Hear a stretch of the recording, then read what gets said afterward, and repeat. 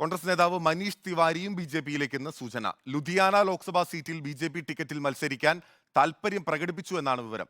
മുതിർന്ന കോൺഗ്രസ് നേതാവും മധ്യപ്രദേശ് മുൻ മുഖ്യമന്ത്രിയുമായ കമൽനാഥ് നാളെ ബി.ജെ.പിയിൽ ചേരുകയാണ്. നോബൽ മാരിക്കാരനുണ്ട് ഡൽഹിയിൽ നിന്ന്. നോബൽ, കോൺഗ്രസിനെ സംബന്ധിച്ച് ഒട്ടും നല്ല കാലമല്ല.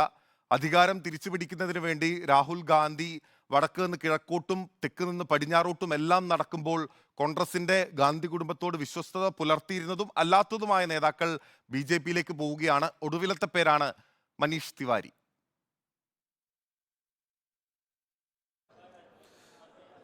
ബില്ലിൽ കൂടുതൽ നേതാക്കൾ ബി.ജെ.പിയിലേക്ക് പോകുന്നു എന്നതിന്റെ റിപ്പോർട്ടുകൾ തന്നെയാണ് പുറത്തേക്ക് വരുന്നത്. മനീഷ് തിവാരിയും ബി.ജെ.പിയുമായി ആദ്യഘട്ട ചർച്ച നടത്തി എന്ന റിപ്പോർട്ടുകൾ പുറത്തേക്ക് വരുന്നുണ്ട്. ആർ.പി.എൻ സിംഗ് മനീഷ് തിവാരിയുമായി സംസാരിച്ചു എന്നാണ് അറിയാൻ കഴിയുന്നത്. നിലവിൽ അദ്ദേഹം ഉള്ളത് ഈ അനന്തപൂർ സാഹിബിൽ നിന്നുള്ള ലോക്സഭാ അംഗമാണ്. പക്ഷേ അദ്ദേഹം ലുധിയാനയിൽ ബി.ജെ.പി ടിക്കറ്റിൽ മത്സരിക്കാൻ ഒരുങ്ങുന്നു എന്ന റിപ്പോർട്ടുകളാണ് ഉള്ളത്.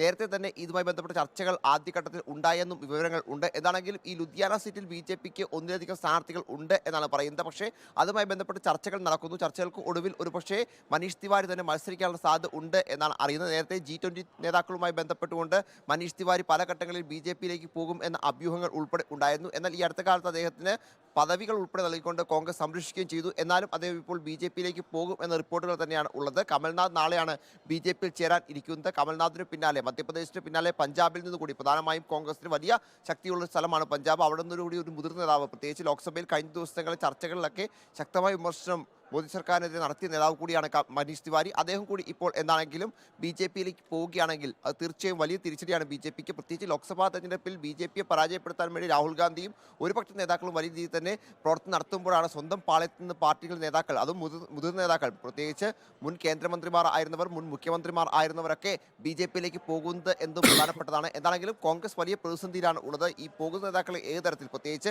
ഈ കമൽനാഥ് പോകുന്നതുമായി ബന്ധപ്പെട്ട് വലിയ ചർച്ചകളിലേക്ക് കോൺഗ്രസ് പോയില്ല. പ്രത്യേകിച്ച് അദ്ദേഹത്തെ പിടിച്ചു നിർത്താൻ ശ്രമങ്ങൾ കോൺഗ്രസിന്റെ ഭാഗത്ത് ആത്മാർത്ഥമായി ഉണ്ടായില്ല എന്ന തരത്തിലുള്ള ചില നിരീക്ഷണങ്ങളും വരുന്നുണ്ട്. എന്താണെങ്കിലും മനീഷ് തിവാരി കോൺഗ്രസിനെ സംബന്ധിച്ച പ്രധാന നേതാക്കളിൽ ഒരാളാണ്. എപ്പോഴും ലോക്സഭയിൽ ശക്തമായ രീതിയിൽ തന്നെ കോൺഗ്രസിനായി വാദിക്കുകയും ഭരണപക്ഷത്തെ കടന്നാക്രമിക്കുകയും ചെയ്യുന്ന നേതാവ് കൂടിയാണ്. എന്താണെങ്കിലും അദ്ദേഹത്തിനെതിരെ ഇപ്പോൾ അദ്ദേഹം ഇത്തരത്തിൽ ബി.ജെ.പിയിലേക്ക് പോവുകയാണെങ്കിൽ അത് തീർച്ചയായും കോൺഗ്രസിന് വലിയ തിരിച്ചടിയാവും. കൂടുതൽ നേതാക്കൾ ബി.ജെ.പിയിലേക്ക് പോകുന്നു എന്നതിന്റെ സൂചനകൾ കൂടിയാണ് ഇപ്പോൾ പുറത്തേക്ക് വരുന്നത്.